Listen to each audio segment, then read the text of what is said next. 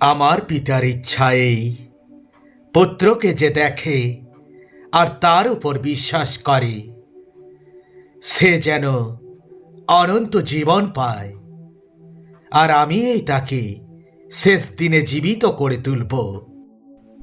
কারণ সবাই পাপ করেছে এবং ঈশ্বরের প্রশংসা পাবার অযোগ্য হয়ে পড়েছে।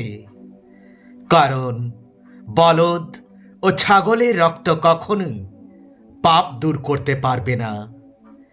কেউ আমার প্রাণ আমার কাছ থেকে নিয়ে যাবে না, কিন্তু আমি নিজেই তা দেব।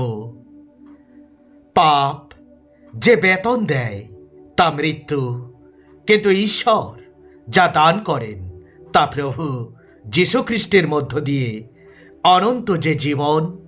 ঈশ্বর মানুষকে এত ভালোবাসলেন যে তার একমাত্র পুত্রকে তিনি দান করলেন, যে কেউ সেই পুত্রের উপরে বিশ্বাস করে সে বিনষ্ট না হয়, কিন্তু অনন্ত জীবন পায়। সরু দরজা দিয়ে তোমরা ঢোকো, কারণ যে পথ ধ্বংসের দিকে নিয়ে যায় তার দরজাও বড় এবং রাস্তাও চওড়া, কিন্তু জীবনে প্রবেশ করার দ্বার সংকীর্ণ ও পথ দুর্গম, আর খুব কম লোকেই তার সন্ধান পায়।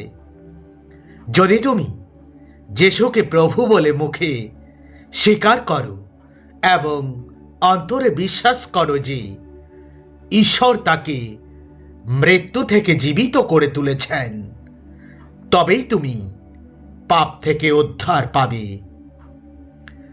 যারা আমাকে প্রভু প্রভু বলে তারা প্রত্যেকেই যে স্বর্গরাজ্যে ঢুকতে পারবে তা কিন্তু নয়, কিন্তু আমার স্বর্গস্থ পিতার ইচ্ছা যে পালন করবে সেই ঢুকতে পারবে।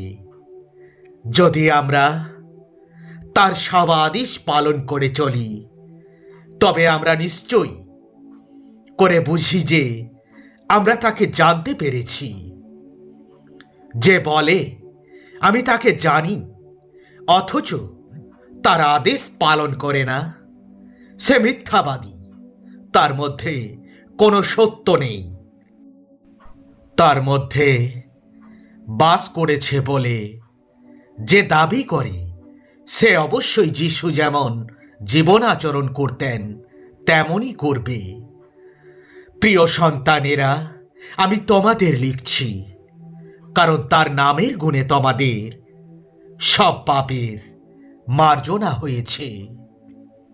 পিতারা, আপনাদের লিখছি, কারণ যিনি আদি থেকে বিদ্যমান তাকে আপনারা জানেন।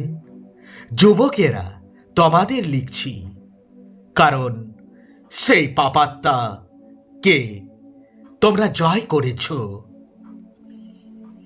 প্রিয় সন্তানেরা, তোমাদের আমি লিখছি, কারণ তোমরা পিতাকে জেনেছ।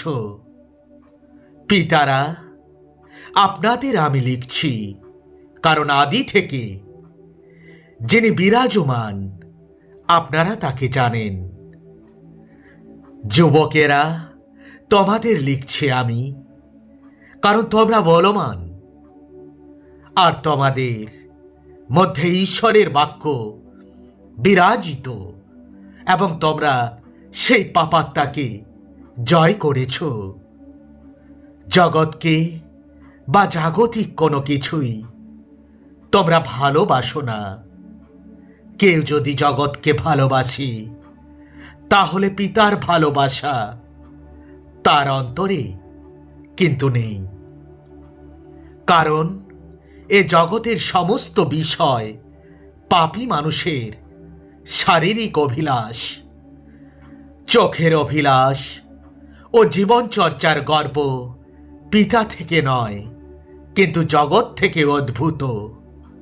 আর জগৎ ও তার কামনা বাসনা বিলুপ্ত হবে, কিন্তু যে ব্যক্তি ঈশ্বরের ইচ্ছা পালন করে সে চিরকাল জীবিত থাকবে। কারণ কেউ যে ধ্বংস হয়ে যায় এটা তিনি চান না, বরং সব যেন পাপ থেকে মন ফিরায়, এটাই তিনি চান।